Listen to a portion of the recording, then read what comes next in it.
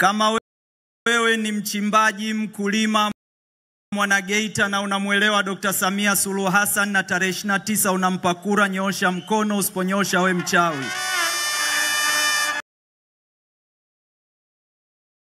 Usiponyosha we mchawi.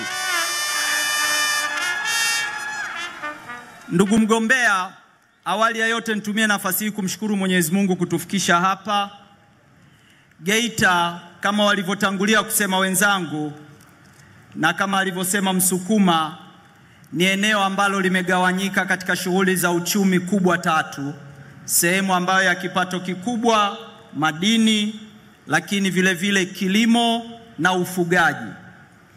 Mheshimiwa mgombea, baada ya wewe kuingia madarakani, eneo hili la Geita, na bahati nzuri mashahidi wapo hapa, wabunge wa mkoa wa Geita walisema sana kuhusu kuanza kutumia rasilimali ya maji inayozunguka maeneo haya. Nitumie nafasi hii kuwataarifu na kukutaarifu mbele yao kwamba serikali unayoiongoza hapa katika manispaa mji wa Geita inatekeleza jumla ya miradi 4 ya umwagiliaji, ikiwemo mradi wa Ibanda, na zinatumika jumla ya shilingi bilioni 37, na mradi hii kikamilika yote itakuwa na jumla ya hekta 20,000. Bwawa kubwa la maji litakuwa upande wa Sengerema, lakini tumeshaongea na watu wa Sengerema na serikali yako sasa hivi iko kwenye hatua za mwisho kutoa fedha za fidia kwa ajili ya kuwafidia wale wananchi ambao bwawa lile litajengwa. Lakini hatua ya pili ambayo umeichukua katika kipindi cha uongozi wako, huku matumizi ya mbolea yalikuwa kidogo sana, na kwa utamaduni wa Usukumani tulikuwa hatutumii mbolea za viwandani. Napenda kukutaarifu katika kipindi hiki ulichokichukua madaraka, mpaka sasa umeshatoa ruzuku ya mbolea yenye thamani ya shilingi bilioni 2.8 kwa ajili ya wakulima wa mpunga na mazao mengine. Lakini kwa mara ya kwanza mwaka huu wakulima wa dengu wa mkoa wa Geita wameweza kuuza dengu zao kupitia mfumo wa stakabadhi ya ghala na kujipatia kipato cha zaidi ya shilingi bilioni 3.6. Na leo ameongea hapa mbunge wa Busanda, baada ya serikali kuhakikisha kuwa vinajengwa viwanda 4 vya alizeti, serikali unayoiongoza imewapatia mbegu za bure wakulima zenye thamani ya shilingi milioni 500, na msimu huu vile vile wataendelea kugaiwa mbegu za alizeti bure, yakiwa ni maelekezo yako kwa ajili ya kuwasaidia wakulima wa eneo hili. Tulipokuwa kwenye mkutano kule Geita, ambako Mheshimiwa Msukuma hapendi kusikia jina la Geita vijijini, Mheshimiwa mgombea, napenda kutoa taarifa. Ulitoa maelekezo mikoa yote ya kanda ya Ziwa, kwa maana ya Kagera, Geita, Shinyanga, Simiyu, Mara, serikali ianzishe vituo vya matrekta na zana za kilimo na pawatila kwa ajili ya wakulima wa mpunga. Napenda kutoa taarifa kuwa tayari trekta hizo zimeshanunuliwa, na hivi karibuni vituo vyote vitaanza kujengwa katika halmashauri zote za kanda hii kwa ajili ya kuwasaidia wakulima wa mpunga na mazao mengine kwa ajili ya kuondokana na tatizo la gharama. Na trekta hizi zitatumika kwa ajili ya kulima kwa bei ya ruzuku. 50% atalipa mkulima, 50% inalipiwa na serikali yako kwa ajili ya kupunguza gharama za kilimo. Mheshimiwa mgombea, ulichukua hatua kwenye eneo la kuhakikisha unaboresha ushirika. Mkoa wa Geita na Mwanza walikuwa chini ya chama kimoja kinachoitwa Nyanza, na hapa wakati wa baba wa taifa kulikuwa kuna jineri kubwa inaitwa Kasamwa. Jineri ile imekufa. Kama ulivyotuelekeza, eneo la Shireku, chama kikuu cha Geita Cooperative Union, sasa hivi wataalamu wanafanya tathmini kwa ajili ya kutoa fedha zitakazoenda kuifufua jineri ya Geita ya Kasamwa, ili pamba yote inayolimwa katika mkoa wa Geita ichakatwe hapa hapa Geita na isiende nje ya Geita. Lakini tutaenda Chato. Chama kikuu cha ushirika cha Chato kilikuwa kimekufa. Ulitoa maelekezo kupitia benki ya ushirika, benki ya kilimo ya TADB, ambayo imetoa fedha. Sasa hivi jineri ya Chato inafanya kazi. Wakulima wote wa Chato wa pamba wanapewa mbegu bure kama wanavyopewa wa Geita, wanapewa madawa bure kama unavyowapa watu wa maeneo mengine. Na jineri ile sasa hivi imeshaanza kufanya kazi na inauza marobota nje ya nchi, na marobota yote yanachakatwa katika eneo hili. Nini ninachotaka kusema mheshimiwa mgombea, na nataka nitumie nafasi hii kuambia ndugu zangu.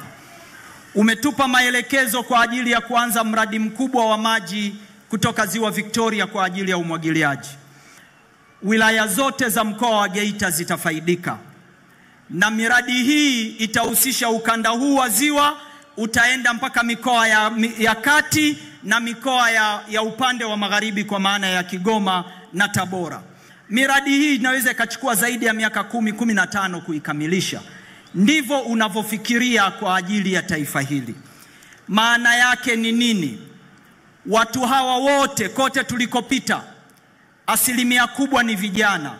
Ni lazima wawe na shughuli za kiuchumi. Na shughuli za kiuchumi katika ukanda wetu huu ni madini, kilimo, mifugo. Huku hatuzalishi bunduki, hatuzalishi risasi, hatutengenezi magari. Hizi ndizo shughuli ambazo wewe kama kiongozi wa nchi hii umeweza kuzifanya. Umechukua madaraka ya nchi, ndugu mgombea, na hili likutie moyo. Taifa hili lilikuwa liko kwenye COVID. Taifa hili lilikuwa lina matatizo makubwa ya kiuchumi. Wakati unachukua nchi, mauzo ya nje ya nchi hii yalikuwa trilioni 21. Leo unakuja kuwaomba kura wa Tanzania. Mauzo ya bidhaa nje ya nchi hii ni trilioni 44. Na ni bidhaa gani hizo? Ni dhahabu, kilimo, mifugo na utalii. Maana yake umeweka nguvu kwenye mifuko ya watu na maisha ya watu. Ndio kazi unayoifanya. Mheshimiwa mgombea, amesema ndugu yangu Mavunde hapa kuhusu namna ya kutumia Export Guarantee Scheme, dhamana kwa ajili ya kufanya biashara za kuuza nje. Kwenye sekta ya kilimo, tayari BOT na benki kuu na mabenki ya biashara yanatoa Export Guarantee Scheme kwa ajili ya viwanda vya mazao ya kilimo na bidhaa za kilimo. Na hawa wanakopeshwa kwa mfumo maalum na riba maalum ambayo inasaidia sekta hizi kuondoka kwenye umaskini. Matokeo yake nini? Wakati unachukua madaraka, na hizi takwimu ni vizuri tukazikumbuka, ukopeshaji kwenye sekta binafsi ulikuwa ni 5% hasi 2020-2021. Leo mikopo kwenye sekta binafsi imefika zaidi ya 12%, na mikopo mingi iko kwenye sekta za uzalishaji. Lakini mauzo ya mazao ya kilimo peke yake, umechukua nchi hii mauzo ya mazao ya kilimo nje yakiwa bilioni 1 na milioni 200 dola. Leo ni dola bilioni 3.5. Hii ndio kazi ulioifanya. Na fedha hizi zinatoka wapi? Kwenye mchele ambao unazalishwa sana Geita, kwenye mahindi, kwenye korosho, kwenye tumbaku, kwenye dengu, kwenye choroko, kwenye mbaazi. Na wanaofanya hizi kazi ni kina nani? Ni kina mama na vijana walioko mashambani. Na umewapunguzia gharama za uzalishaji kwa kuwapa ruzuku ambazo ni zaidi ya 50%. Tarehe 29 tunaenda kupiga kura. Na mimi nitaka niseme, kazi hii unayoenda kuifanya katika miaka 5 ijayo, umetoa maelekezo kwa ajili ya visima kwa wakulima wadogo kwenye mradi wa BBT. Na mkoa wa Geita utapata, wilaya ya Geita ambayo anatoka ndugu Msukuma, utapata jumla ya visima 20 kwa ajili ya wakulima wadogo, ambao kila kisima kimoja kitahudumia zaidi ya hekta 40. Wataalamu wameshaanza kufanya hiyo kazi na vifaa vimeshafika katika nchi hii, na umetoa fedha, tumenunua mashine za kuchimbia maji. Unaondoa umaskini kwenye kaya. Ukipita barabarani leo, unaenda Katavi kesho kutwa, 2020 ulipita kule, hali unayoiona kwenye nyumba hizi ambazo zina msauzi ndizo zilivyo vijijini, kwa sababu umefanya kazi ya kuondoa umaskini kwa watu vijijini. Nataka nitumie nafasi hii kuwaomba ndugu zangu wakulima na Watanzania kwa ujumla, ajenda yetu kama taifa na mapambano yetu kama taifa ni kupigania utu wetu kama Watanzania, na utu wetu kama Watanzania unasimamiwa na misingi ya uhakika wa chakula, uhakika wa kipato mfukoni, uhakika wa kupata elimu, uhakika wa kupata huduma za afya, uhakika wa kupata huduma za maji, uhakika wa kufanya biashara. Na hii ndiyo kazi anayoifanya Dr. Samia Suluhu Hassan katika kipindi chake cha awali na kipindi chake cha pili. Tumepata bahati kwamba kwa mara ya kwanza tuna rais anayegombea nafasi ya urais mama. Tuna katibu mkuu wa chama ambaye ataisimamia serikali kutekeleza ilani mama. Maana yake kaya zetu ziko salama, maisha yetu yako salama, uchumi wetu uko salama. Wajibu wetu, hasa watoto wa kiume kwenye familia, mtoto wa kiume ndiye anayemlinda mama, hasa watoto wa kiume. Tarehe 29 tujitokeze kwa wingi, tukaandamane kwenda kwenye vituo vya kupigia kura, tukajipange foleni kwenye vituo vya kupigia kura ili tumlinde Dr. Samia Suluhu Hassan. Na ni vizuri Watanzania wakajua hatua hizi anazozichukua za mabadiliko ya shughuli za kiuchumi. Wengi ambao tulikuwa tunawapigia magoti kuwaomba fedha hawawezi kufurahia. Ndio maana wakati anatoa ruzuku za mbolea, taasisi zote zilikataa.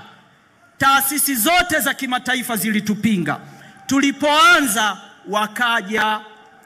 Huku ndiko ambako tunaenda kuondoa umaskini, na wajibu wetu sisi kama Watanzania ni kuungana tarehe 29 kwenda kumpigia Dr. Samia Suluhu Hassan, ili wachimbaji waendelee kufaidika na uchimbaji, wakulima wafaidike na kilimo, wavuvi wafaidike na uvuvi. Asanteni sana, Mwenyezi Mungu awabariki. Naomba